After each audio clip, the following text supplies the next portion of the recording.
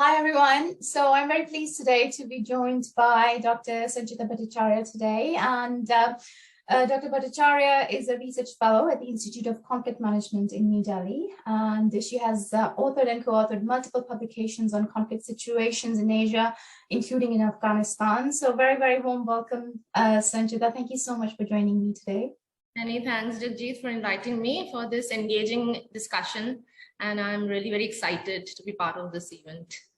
Great. Thank you, Sanchita. So, obviously, with the recent developments, this has been a topic that has been on my mind a lot. And given what we've seen and have known for some time, like a long time now, of the situation in Afghanistan and how things unfolded recently, how that has led, to vulnerable people there, particularly women and children in situation which is quite appalling. And I feel like, sometimes we do tend to pay attention to a topic for some time, but then after a while we just tend to forget. So I was doing the research when I came across some of the work you have done in the field, and I'm really, really keen to explore this topic with you since you're an expert. Sanchita, let's talk about Taliban being in Afghanistan and leaving Afghanistan. So although we think that, there has been some sort of, kind of order put in place in Afghanistan, like a decade ago or so, some sort of democracy, but do you really feel that Taliban really ever left Afghanistan? Oh, actually,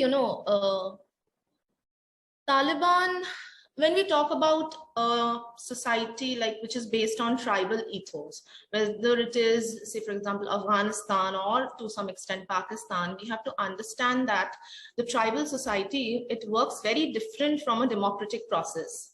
So officially, you can say that post 9/11, the Taliban was deposed from Afghanistan, but it always stayed within the culture of Afghanistan, it stayed within the rural society of Afghanistan, and it stayed within the judicial system of Afghanistan as well.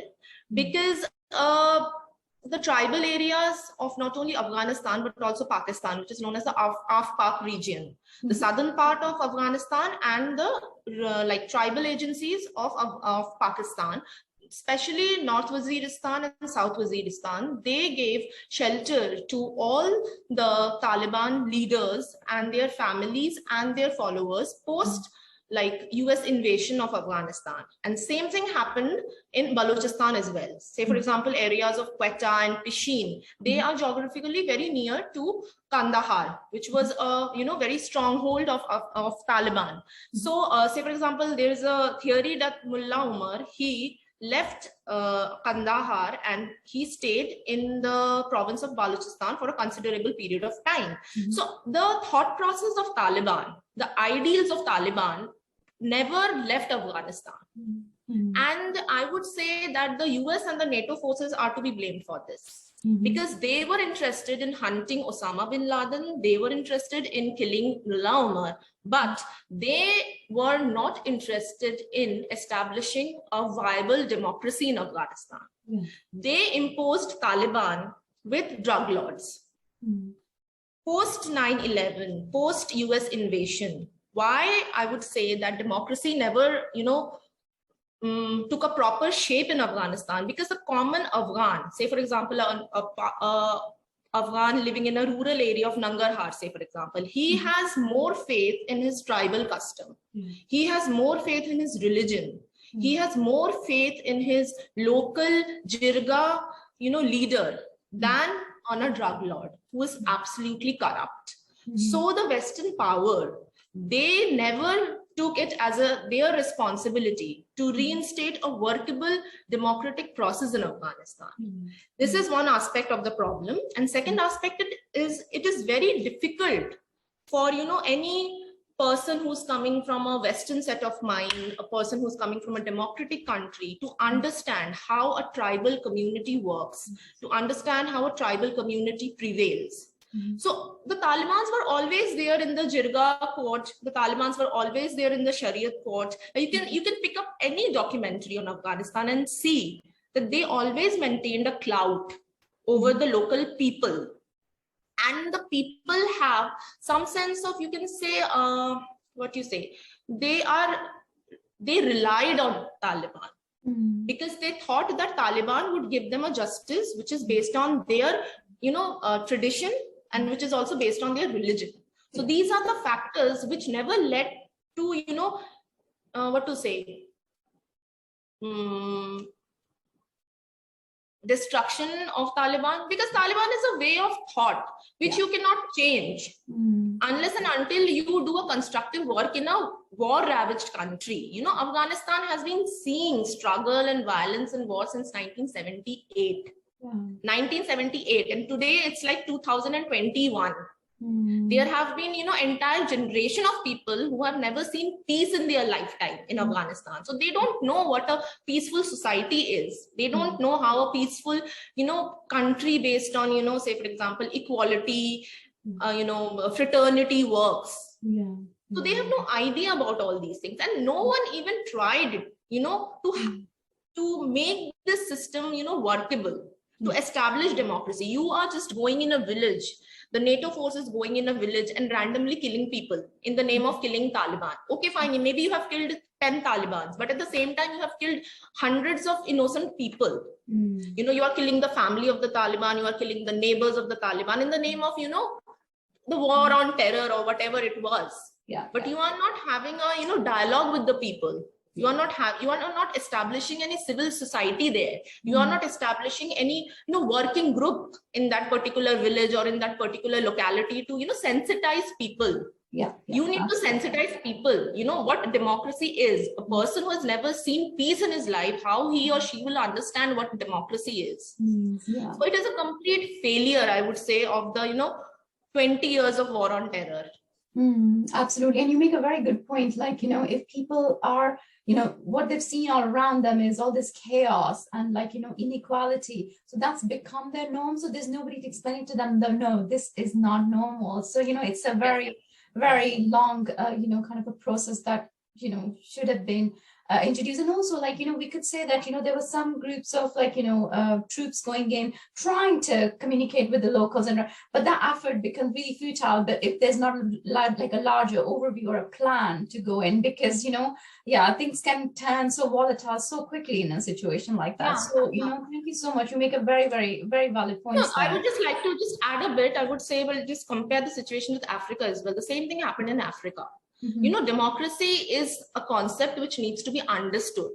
You are imposing democracy in a tribal-based society where people have no, basic understanding of it. They don't care about equality. They don't care about, feminism. They don't care about fraternity. So how would you make such people understand the, positives of democracy? So you have to, think from their perspective. I'm not saying that one should not, kill the terrorist, or one should not, they should not engage in, arms conflict with the militants. That is a completely different, that is an administrative job. That is the job of the army. But at the same time, the component of a civil society is also extremely necessary in a war-torn country. So this is an aspect, I would say, which has been completely, I would say it's a failure. It's a complete failure. Misery of the common people.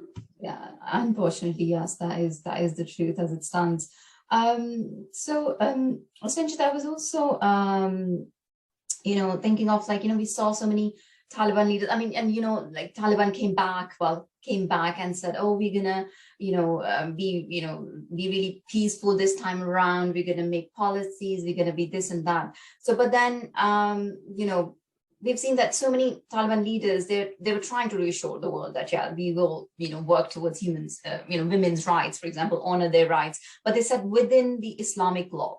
So now what does that really mean? And, as I understand, and, from whatever knowledge I have, and I might be wrong, please correct me if I am, that the Islamic law as such has been, it carried on developing from the time, back in the day when the Prophet, passed, and so, but then there were so many. There's nothing in particular about Islamic Islamic law that was framed, originally, if I may. But then a lot of political and religious leaders, they kind of kept changing it, developing it. So, I think me included, a lot of people, a lot of us try to, we try to understand, we have trouble understanding what is it that within the Islamic law that talks about women's rights, and what is it that Taliban means when they say they will try to reassure their rights within the Islamic law. See, it is a very interesting thing. Whatever little understanding I have of Quran, it's like Quran is a different thing and Islamic law is a different thing. Yeah. Like there are 4 within Sunni. I'm not going to the Shia aspect of it. Within the Sunni jurisprudence, there are 4 types. Okay, it's Hanbali, Shafi, Hanafi, and Maliki. Okay, now in South Asia, especially in India, Pakistan, Bangladesh, Afghanistan, we follow the Hanafi fiqh, which is the Hanafi jurisdiction. And surprisingly, it is the most developed jurisprudence, among all the 4. It is the most modern, it is the most developed, it is the most contemporary of all. Now, within Hanafi sect, see, it is very important, people don't understand it. There are 4 sources of making a law. The first source is Quran, the second source is Sunnat, which are like the different occasions or different events that have happened in Prophet's life. Okay. Say, for example, there's a dispute which has no mention in Quran. Now, say, for example, the cleric wants to solve this dispute. So he will take the help of the Sunnat. He will take up, say, for example, an event which has happened in Prophet's life, and he would interpret that event in the contemporary, aspect of it. The third is consensus, which is ijma. Like, say, for example, there's a dispute which is not mentioned in Quran, a dispute which is not mentioned in Sunnah also. Then what do? You take consensus. Say, for example, there are 15 people in a, in an assembly. So it is also part of the jurisprudence that you have to take the consensus among those 15 people, what we should do. And even if after taking consensus, the cleric is not able to, come to a conclusion, then what he is supposed to do? The last option is qiyas. That is, you deduce it according to analogy. There is an option in jurisprudence that apni aqal ka istemal kariye. Aqal means, you know what aqal is. Aqal means your intellect, your intelligence. The religion has given the cleric, the religion has given the common Muslim, the person who's following the religion, to use his own intellect, to use his own intelligence when all these things, all these sources fail. When the Quran is not, helping you out, when the Sunnah is not helping you out, when Ijma is also not helping you out, you use your own intelligence. But unfortunately, no one talks about this process of qiyas. Neither the cleric, nor the Maulvi, nor the Mullah. They will never allow people to use their intellect. And another thing with Islam is that, Islam emerged again in a tribal society. If we see the Jahiliya period, which is like the pre-Islamic period, and if we see post, coming of Muhammad and, not post-Islamic, like post-Jahiliya period, if we see this stark difference in the rights and freedoms which were given to women. Before the emergence of Islam in Arabia, the women had no right. There was rampant case of female infanticide. There was rampant case of, sexual abuse. They had no property right. They had no social right. They had no religious right. They were just treated like a buffalo or a cow, like a chattel. So what Islam did, it brought social right, it brought religious right, it brought economic right to women. The woman has the right to say yes or no when she's asked to get married. She has a complete right to, go out of her marriage if she wants to. There is a system of khula, which no one talks about. People only talk about talaq. The husband has given you talaq. But at the same time, the wife, according to Islam, also had a 100% right of, opting out of the marriage, which no one talks about. So she was given a political right. She can also have her own business. She can be an entrepreneur. All these rights were given to a woman in a tribal society by Islam. Now the problem started that, every religion, say, for example, in Christianity, there was a time when, women were killed and witch hunted. So it doesn't happen now. In Hinduism, there was a time when women were, burned alive in fire of their dead husband. So it is not happening now. And we don't expect, we will not use the religion to justify these crimes. Now, the problem with most of the contemporary Islamic society is the council, say for example, a religious council, or the heads of a society, heads of a family or a clan, they justify such violence in the name of Islam without having any proper understanding of the religion. Because when we talk about Afghanistan, it is extremely difficult to, differentiate between a tribal custom and an Islamic law. You don't know where the tribal custom ends and where the Islamic law starts. It's a very, I would say it's a very lethal concoction of your tribal law, your Islamic jurisprudence, and patriarchy. So this, concoction, this lethal concoction has created an extremely unhealthy and violent atmosphere for women in Afghanistan, which is a very important aspect which people don't discuss about, which people are not aware of, and which people justify in the name of religion. Absolutely. And then, you're so right. With time, there has been different forms, and some have really been stuck, and not stuck, I would say, actually gotten worse from what the actual Islamic teachings were. And then some have, taken a more of a modern take on it. Like if you talk about in the Middle East, it's so much, the women's right, and it's just improved. Yeah, even in Saudi Arabia, you can see now the women can drive, they can, go out without a mahram, which is a very, which is a remarkable, step which has been taken by the Sultan. She doesn't need a guardian to go out of her house. Yeah, absolutely. If you see again the concept of mahram, say for example in a tribal society, 6th century, 7th century tribal society, where if a woman goes out, she'll be absolutely molested, or she'll be carried away, or she'll be killed, or she will be looted. Anything can happen to her. So in that perspective, it was a sort of a protecting the woman, that you go out of your house, you take your husband or your son or your brother. But now in 21st century, you don't need such kind of an guardian in your life to go out of your house. Absolutely. So this is what has happened. There is no scope for reform, not reform, I would say. There's no scope for remodeling of the structure, because no one wants to remodel the structure. No, I absolutely agree. And then Sanchita, we also, there were news coming out, and this was right after when Taliban leaders were saying, oh, we are going to ensure women's safety and stuff. And we also heard news about, young girls, or, above 15. And I think that's the kind of, age group that they define as between 15 to 45, were forced to marry Taliban leaders. Actually, it's a cycle of menstruation. That is what it is. Yeah. So, and this was happening right then when these leaders were trying to pretend to, follow the norms and really bring in equality when, these women were taken away again. And this has happened so many times. We've seen this, there were women being forced to be married to Taliban leaders. Where does that come from? It doesn't fall in any, it doesn't make any sense. Yeah. Forcing a woman to marry you, it's extremely tribal thing. It's a tribal thing. You cannot, if you are saying I'm a Mu'min, if you're saying I'm a follower of Islam, there is no way it is written that you can force a woman to marry you. You can abduct a woman to marry you. So it's completely un-Islamic. It is absolutely tribal. Second, if you talk about the Islamic jurisprudence in Hanafi sect, when a girl reaches her puberty, she is of a marriageable age. Okay.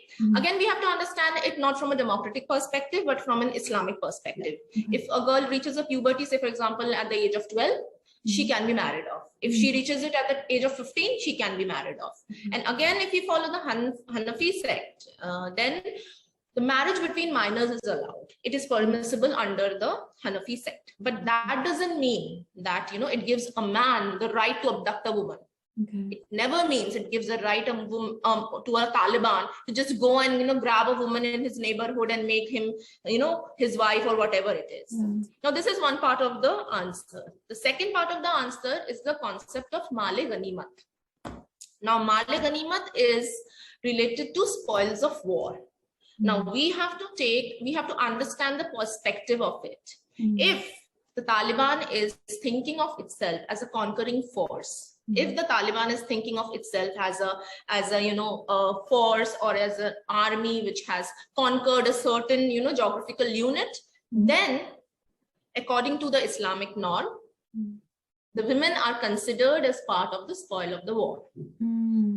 Taliban can very well claim the woman as his wife or as his concubine or as his sex slave. Okay. So if we are looking from the perspective of Male Ganimat, then I would say very unfortunately it is permissible. But if we are following the strictest form of Islam as written in Quran, it is completely unacceptable. And Male Ganimat concept, it's not for the first time that we are seeing this happening in South Asia. Like, the first time, Taliban are saying this. At least they are saying, I would say, that they would marry the woman. They are not saying that they would, abduct a woman and make her the concubine. So this has happened in Bangladesh also. Before 71, like during the liberation war period, a lot of women of the eastern part of Pakistan, they have been, sexually abused and molested by the Pakistani army for months together. And it is there in the print media. If you go to the archives of, all the New York Times or Wash Post, you just go to the archives, you can see, and they have given public statements that they are following Male Ganimat. So we have to understand which perspective we want to follow. We have to understand which angle we want to justify, whether we are justifying Male Ganimat or we are justifying what is written in Quran. Okay. So again, as I was saying, it becomes very complicated. There is no black and white in the entire scenario. It's extremely gray. And again, Male Ganimat part, does it come from the Islamic law that has developed over time, are you saying? It comes from the later part of, the Quran, where there are, mentions of religious war, where there are mentions of conquering the infidels. Again, you are conquering a land of the infidel. So it's kind of spoils of war. It can be a woman, it can be a slave, male slave, it can be gold, it can be silk, it can be animals, it can be anything. It can be grain, it can be food stock, anything. Okay. Which you can consume. Again, I would say it's again a very patriarchal form of thinking. A woman is always considered a means of man's consumption. Yeah, absolutely. It is very, very unfortunate. And then moving on, I was reading one of your articles in East Asia Forum. And, you talk about various forms of violence and, the different forms, right? There's physical and then the others, like, the ones that we hear quite a lot about, like honor killings, rape, beatings, lashings, and imposed prostitution, acid attacks, forced marriages, and a lot of other stuff like, marriage to resolve tribal and land-related animosity, for example, which is, ridiculous. And then there is economic violence part of it. Tell us a little bit more about that, because we don't get to hear that. And I think you mentioned a little bit about it right in the beginning. So what is this economic kind of angle to it? Economic angle, say, for example, like forced begging, you can say. A Taliban will not allow a woman to work unless and until she is in medical profession. Okay. They would allow a nurse or a vet nurse or a doctor, or say, for example, someone who is who is like a midwife. They would allow those kind of profession for a woman, but not more than that. Okay. But because you are dishonoring the family, the woman is dishonoring the religion, the woman is dishonoring the tribe. So she is supposed to be inside the house all the time, domesticated. So she cannot be part of any, economic process. She cannot be part of any daily wage or whatever wage sort of earning process, but she can beg. How ridiculous a system can be. They are forcing women to go and sit on a street or maybe go and sit on a square and wait and, beg. And it is a forced begging. You would see, last time in 90s, we saw like, footages where the women were, sitting in line. They were in a queue and they were just begging. You can't even see the face of a woman. You don't even know whether a man is sitting there or a woman is sitting there, and it's such a, appalling situation. It's such an appalling sight to see this. You won't allow her to have a respectable job, but you would force her to go and beg. It's you will not, And the second part is that, although Quran gives, right of property to a woman, maybe not equal right, maybe 2/3 of the right to the woman, but in Afghanistan or in any of the tribal areas of Northwest Pakistan or Afghanistan, the woman has no economic right. She has no right of the property. If, say, for example, a woman's brother has done some crime, so how would you resolve that crime? You would say, for example, there are two warring clans, and a man of one, say, for example, Afridi warring clan, he has killed a man of Waziri clan. So now how would you solve the problem, this crisis? You would force the sister of that man who has killed to marry the person, any man of the family where the murder has happened. Yeah. So this is how you solve the dispute. You are not saying the brother is forced to kill a woman. Sorry, the brother is forced to marry a woman of the, of a different clan. You are forcing the sister to do that. Yeah. And this is, I don't know how to explain this. And unfortunately, all these things are done in the name of religion. Yeah. All these things are done in the name of Islam. And it has nowhere written in the Islam that you can, subjugate and, abuse a woman and, treat her, demean her like this. Yeah, absolutely. It's like, one of the things that kind of really boils your blood, and you're like, is this in many of the cases you will see a 16-year-old girl getting married to a 17-year-old, man. Yeah. And these are vani. They say vani mein aayi hai. It's like, this woman has come as a vani. And even if she gets married, she's never given the status of a full wife in the marriage. Wow. So the exploitation continues even after getting married. Yeah, it's so frustrating. Like, you can't even imagine, you can't even imagine such situation, Yeah, this it's really, really unfortunate and really frustrating to know that these things are still happening.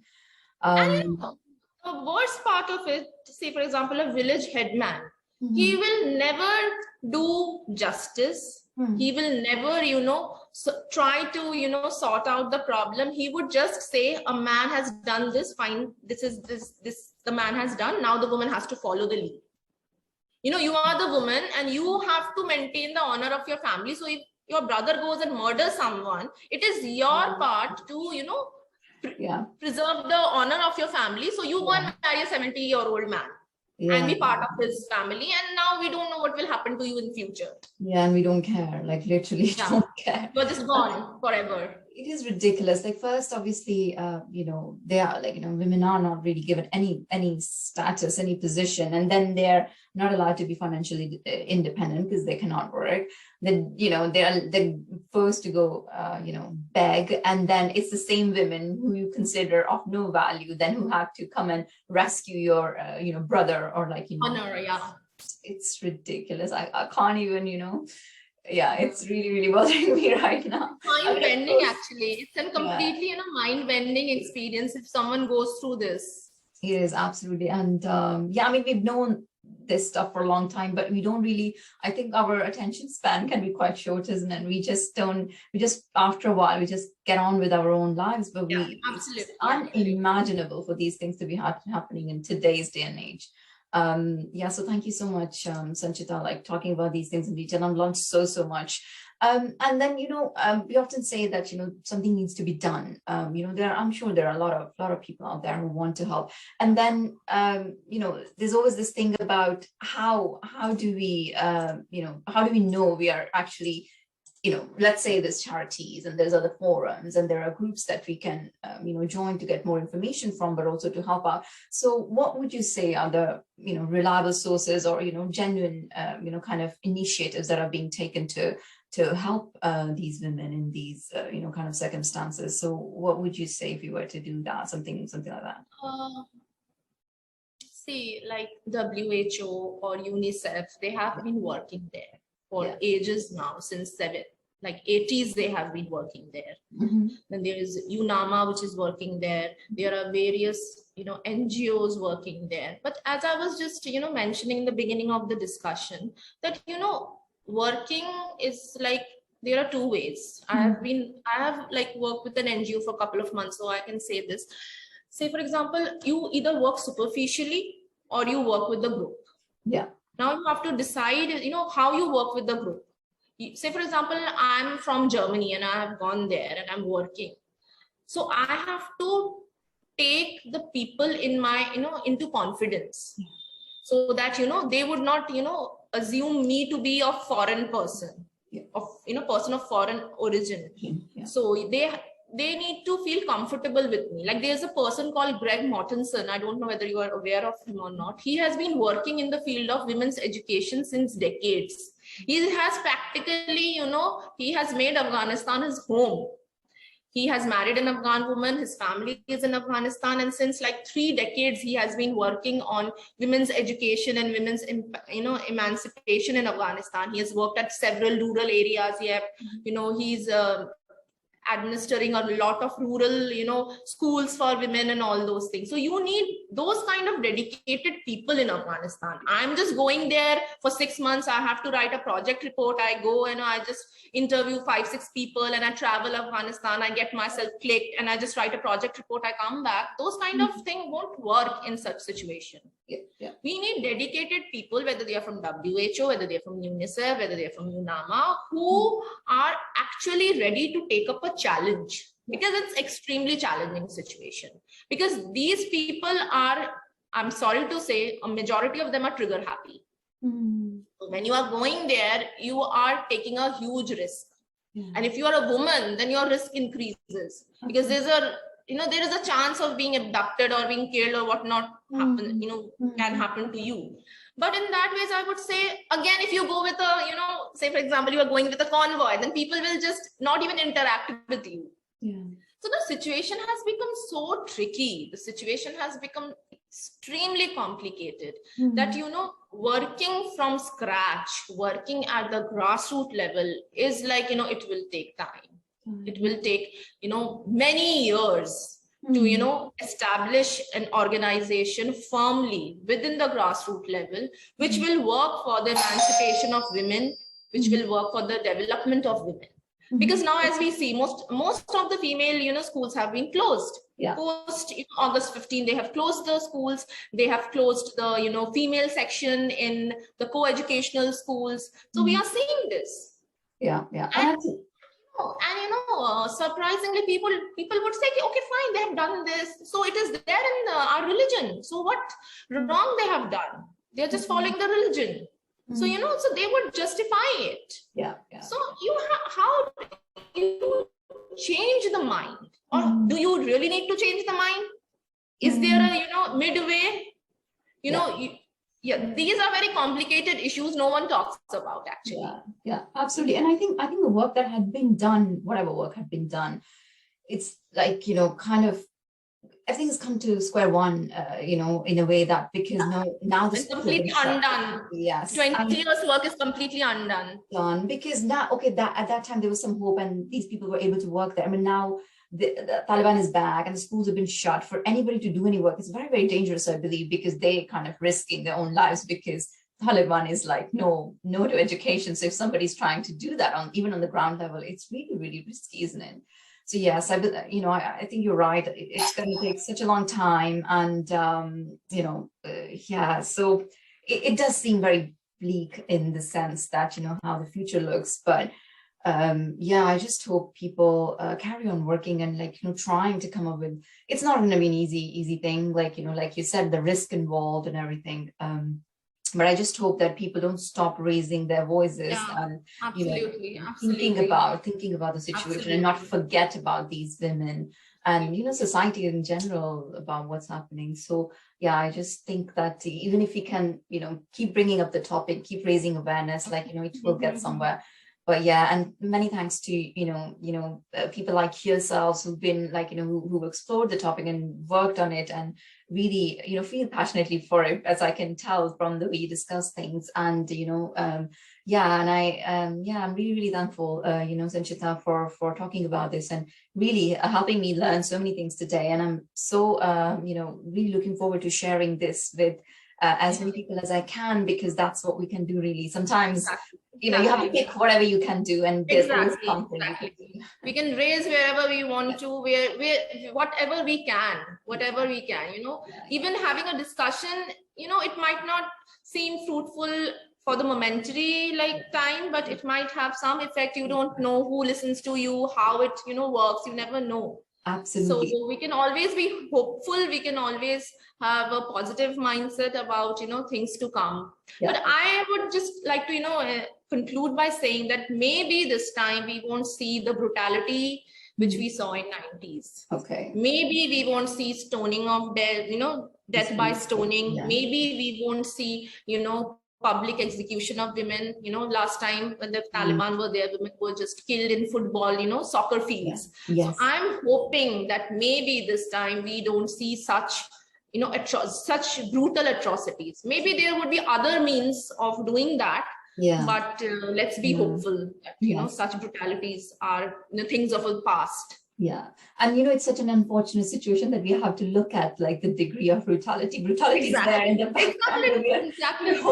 And two women talking about this, it's like, this is what it has come down to. I know, it's really unfortunate. It really, breaks my heart to think that, we are in today's day and age, we're still thinking about, okay, the brutality is there in the background, it's there, but we're just hoping it's not as bad, which kind of sums up this whole problem.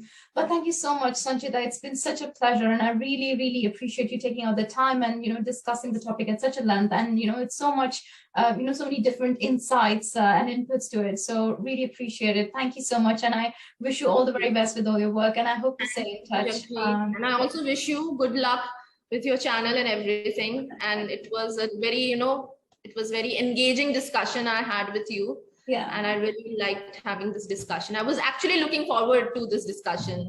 Yeah, same here. Thank you so much. Let's just keep doing this, and let's not forget. I mean, you've been doing excellent work anyway. It's for people like me to do more and keep the just doing my work. I'm still learning. I'm saying every day I learn, every day I see new things, and every day I take inputs inside my brain. Yes. So that's how it is. So it's a long way for me as well. I would say it's just the beginning for me, maybe.